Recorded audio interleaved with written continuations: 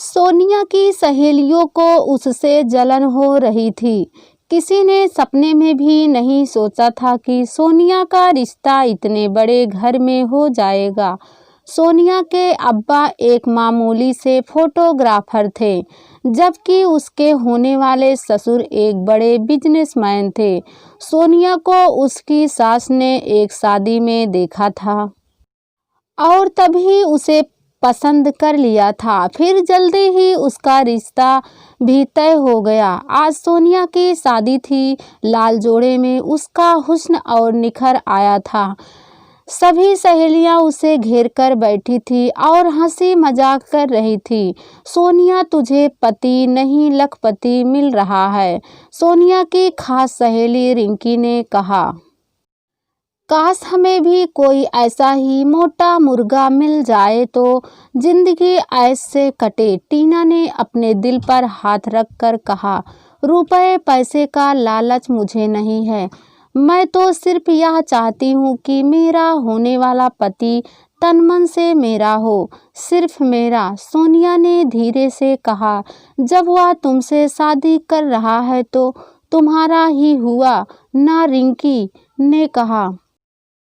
तो सभी सहेलियां खिलखिलाकर हंस पड़ी। शादी के बाद जब सोनिया अपनी ससुराल पहुंची तो वहां की शानो शौकत देखकर वह भी सोचने पर मजबूर हो गई कि आखिर उसकी सास ने उसे ही क्यों चुना।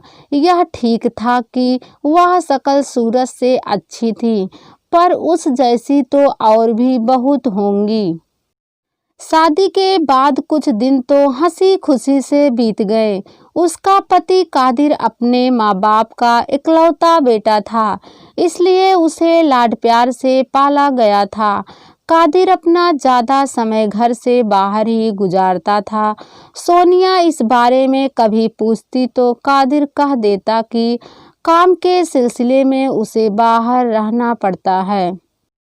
एक दिन सोनिया की तबीयत कुछ खराब थी। उसने कादिर से कहा कि वह उसे डॉक्टर को दिखा लाए, तो कादिर ने कहा कि वह अकेली चली जाएगी क्योंकि उसे कुछ ज़रूरी काम है। सोनिया डॉक्टर को दिखाने चली गई। रास्ते में अचानक सोनिया ने एक सिनेमा हॉल के पास कादिर को एक लड़की के साथ घूमते देखा। वह वहाँ नज़ारा देखकर सबको समझ गई। सोनिया की हालत अजीब हो गई। किसी तरह वह घर वापस आई। शाम को जब कादिर आया तो सोनिया ने पूछा, आज आप कहाँ थे? मैं काम के सिलसिले में बाहर गया था। कादिर ने साफ झूठ बोला। मैंने अपनी आंखों से आपको एक लड़की के साथ कहीं घूमते देखा था। सोनिया बोली, ओह, तो तुमने देख लिया? कादिर ने लापरवाही से कहा। कौन थी वह? सोनिया ने पूछा। किस किस के नाम पूछोगी? मैं बाहर क्या करता हूँ, इससे तुम्हें क्या लेना?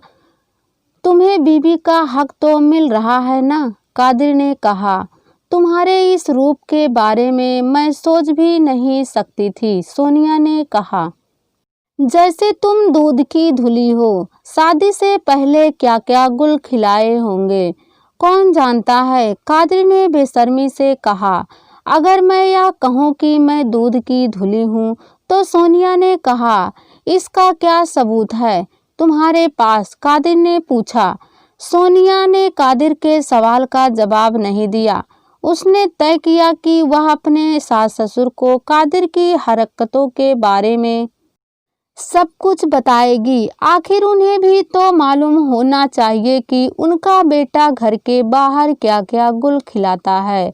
रातों को सोनिया दूध लेकर सास ससुर के कमरे की तरफ गई।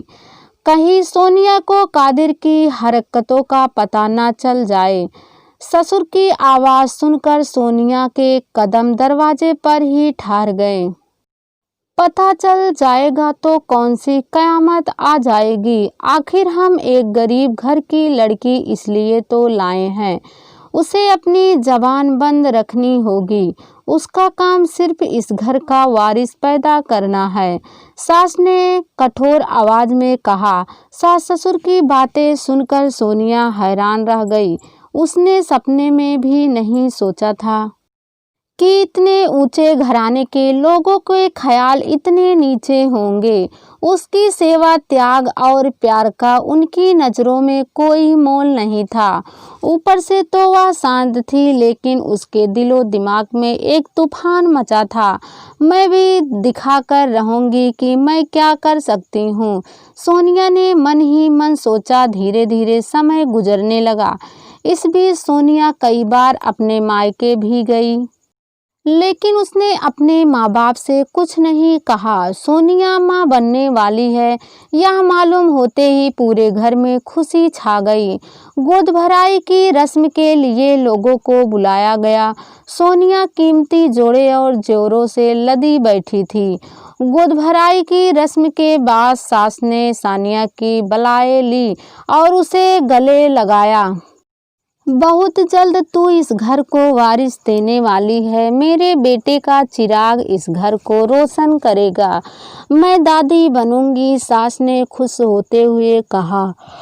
आप दादी जरूर बनेंगी और इस घर को वारिस भी जरूर मिलेगा, लेकिन वह आपके बेटे का चिराग नहीं होगा। इस राज भरी बात को तो सिर्फ मैं ही जानती हूँ कि इस बच्चे का बाप आपका बेटा नहीं, कोई और है। यह करार तमाचा आप लोगों के मुंह पर लगाकर मैंने अपना बदला ले लिया, सोनिया ने कुटिलता से मुस्कुराते हुए सोचा।